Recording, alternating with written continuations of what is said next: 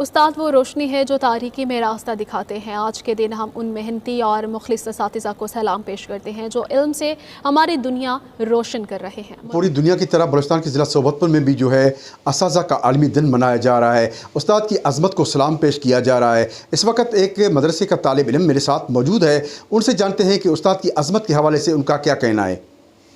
अज़ान मोहतरम असातिज़ा और इल्म बड़ा दर्जा रखते हैं। जिस तरह उनकी फ़जीलत है उसी तरह उनका अदब है। उनका अदब उनके मर्तबे के लिहाज से है। ये उस्ताद चाहे दीनी हो या दुनियावी हो लायक इज़्ज़त है।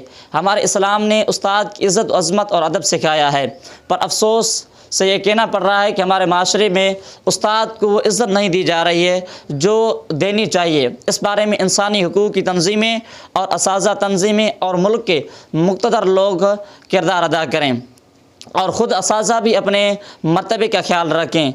वो हर जगह उस्ताद बनकर अपनी ज़िंदगी बसर करें ताकि माशरे के लोग उनकी इज़्ज़त करें। वस्सलाम। हाँ जी बिल्कुल, इस तालिब इल्म का यही कहना है कि यही उस्ताद ही होता है जो ज़ुल्मत के अंधेरों से, जहालत के अंधेरों से निकाल कर उन्हें इल्म की रोशनी फराहम करता है। जी, आमिर ना होने के बाद